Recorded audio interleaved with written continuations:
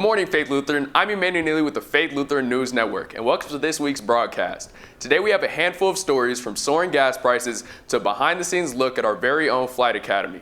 First, let's hear from Travis with his report on the Retro Bowl. Have you ever been addicted to an iPhone game? I know I was addicted to Candy Crush and put my parents in debt, but that's beside the point. A new iPhone game has taken over Faith Lutheran, and it's called Retro Bowl. Will this be the new craze, or will it die out like the rest of them? How do you feel about students playing games in school? During my class, I find it infuriating, actually, because I'll look around and they'll have their computers open, and I'm doing this lesson, and I know, and you can just tell based on where their fingers are on the keys exactly what they're doing, and it just drives me crazy. Retro Bowl is inspired by 1987's Techno Bowl, which also has similar pixel graphics. This allows the user to pick their own team and manage that team. With over 800,000 downloads and over 600,000 reviews, this game has an 8.5 rating out of 5. No wonder Faith Lutheran students are addicted to this game. What makes the game so much fun and addicting? There's not really another game like it. Like if you have a good team and it makes it, as soon as you get better, it's harder to win, so. Because it's like an arcade game and I can play whenever I want, and I like scoring and getting new players. How did you come across the game? My friend named Bird actually put me on the game. I saw him playing in the locker room one time and that looked fun, so I downloaded it. I think I saw somebody playing it and I asked them what game it was and they said Retro Bowl. Do you think it will die out, and why? Yeah, I feel like all games eventually start to die out. I think in a couple months a new game will probably be the hype. So Yeah, it'll be Bird Simulator. yeah. Fucking hate it.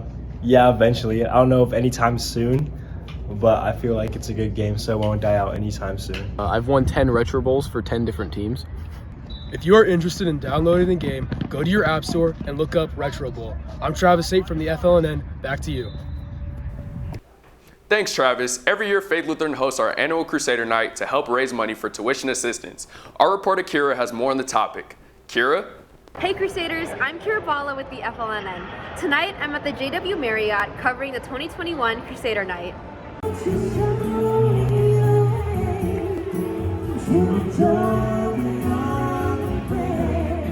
There was music, food, and many cool things up for auction last night. The wonderful Mr. Ball, or should I say Forrest Gump, hosted a live auction on two of the highly coveted items.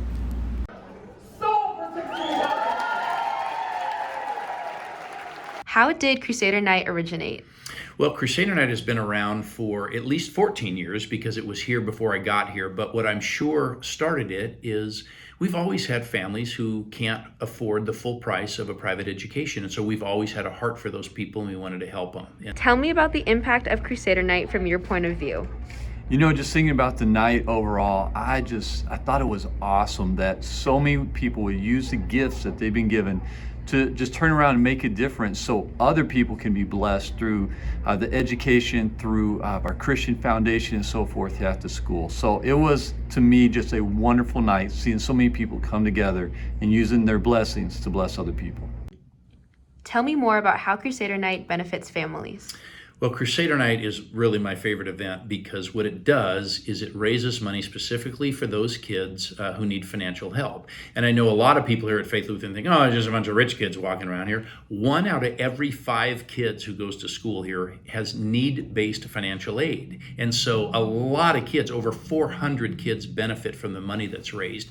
Half the money goes to what we call immediate tuition assistance, where people this year need the money, and the other half we put into an endowment fund, which is basically a long-term investment so that we grow that amount of cash, and so years from now we'll have even more that we'll be able to give away. Thank you to all of the sponsors and donors who contributed to tonight's Crusader Night. This is Kira B with the FLNN. Back to you in the studio. Thanks, Kira. Along with food prices going up at the grocery store, families across the Las Vegas Valley are paying increasingly more at the pump. Let's hear from Dimitri with more on the topic. Hello. My name is Demetrius Griego with the FLNN. Hundreds of students have been driving back and forth from school and to other places.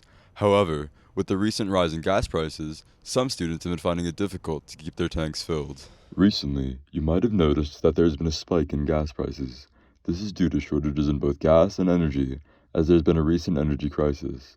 Patrick DeHaan, a head of petroleum analyst, believes that because more things are opening up, the demand for lower gas prices will eventually lead to a solution and will eventually bring prices down. Hello, and what kind of car do you drive? I drive a Cadillac XT5. All right, and I am sure you've noticed the gas prices. What's your opinion on that? Not too thrilled about it whatsoever. Me too. Do you think that these prices are going to stay the same or increase or decrease in the near future? I think they're probably going to increase. I would agree. Thank you. Hello, and what kind of car do you drive? A Jeep Compass. Okay, and what are your opinion on the gas prices lately? They're a little too high. I would agree. Making me go broke. It's like over $50 to fill up sometimes. I'm like, no thank you. Do you think that prices now will increase, stay the same, or decrease? Based at the rate we've been going, they'll probably just get higher and higher. Do you think there's a stopping point? I hope so. Me too. Thank you. As you can see, these students are clearly frustrated with current prices, as they should be. For our next interview, we will have the energy expert David Griego explain the current situation, its problems, and how it can be resolved. Do you think the price of gas will increase or decrease from here? Unfortunately, based on what's going on in the news, I honestly believe we're going to see an increase in price gases. There's a worldwide energy crisis going on, and although we've seen a rapid increase in gas prices, I do believe we're going to see a further increase as that energy squeeze starts to hit our country. Of course. What is your opinion on the gas pipeline hack and the shortages caused by it? You know, I think that was kind of an overstated issue. Yes, the gas pipeline was hacked, but it affected only a regional part of the country.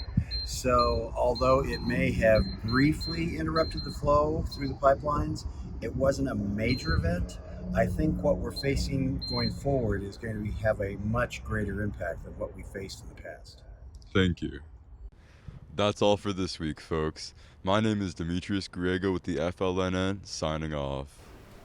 Thanks, Dimitri. Gas prices aren't the only thing soaring, as the Older Family Flight Academy at Faith Lutheran is preparing its students to become pilots and mechanics for the aviation industry. Kenneth has more information on our future pilots. Hi, I'm Kenneth from the FLNN, and here at Faith there are some new soon-to-be pilots flying around in these skies.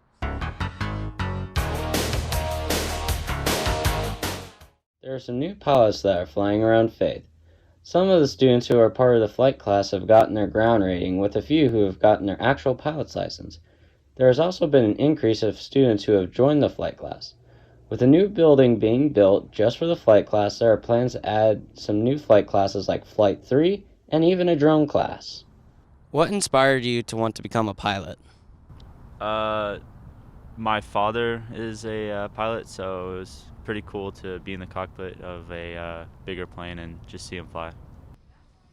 I thought it was pretty cool, and my dad was a pilot. So. What has the class at Faith helped you with your journey in becoming a pilot? The teacher for the flight class, Mrs. Lawrence, definitely helped me a lot. She taught me a lot of things and inspired me to just keep going and get through it.